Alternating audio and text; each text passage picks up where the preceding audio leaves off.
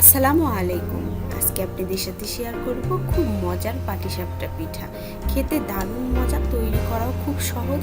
চলেন আমরা এখন মূল রেসিপিতে চলে যাই। চাউলের ময়দা নিয়েছি 2 কাপ, হাফ কাপ দিয়ে দেব ময়দা, আর দিয়ে দেব 4 টেবিল চামচ গুঁড়ো দুধ, চিনি দিয়ে দেব স্বাদ মতো, লবণ দিয়ে দেব সামান্য, দিয়ে খুব ভালো করে এখন একসাথে মিক্সড করে নেব। মেশানো হয়ে গেলে হালকা কুসুম গরম পানি দিয়ে আমি ডোটা তৈরি করব। পাটিসাপটা পিঠার ডোটা তৈরি হয়ে গিয়েছে। এখন আমি ভিতরের পুর তৈরি করার জন্য এখানে 1 কেজি দুধ আগে থেকে জাল করে নিয়েছি। 2 টেবিল চামচ চাউলের ময়দা দিয়ে দিব, 4 টেবিল চামচ গুঁড়ো দুধ দিয়ে দিব, স্বাদ মতো লবণ দিয়ে দেব, আর চিনি দিয়ে দেব স্বাদ মতো।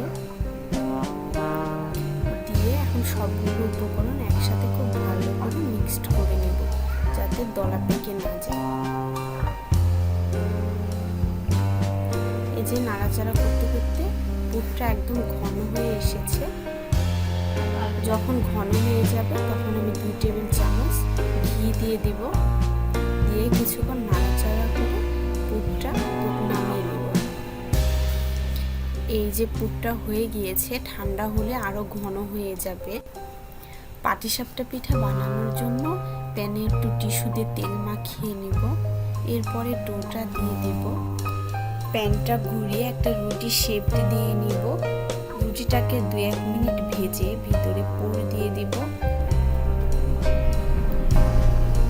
পুর দেওয়ার পরে রুটিটা একটা ফোল্ড করে নিব।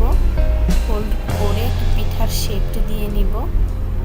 কিছুক্ষণ ভেজে নিয়ে এভাবে আমি সবগুলো পিঠা বানিয়ে নিব। এই যে সবগুলো পিঠা বানানো হয়ে গিয়েছে। যদি ভালো লাগে অবশ্যই লাইক করতে ভুলবেন না। আল্লাহ হাফেজ।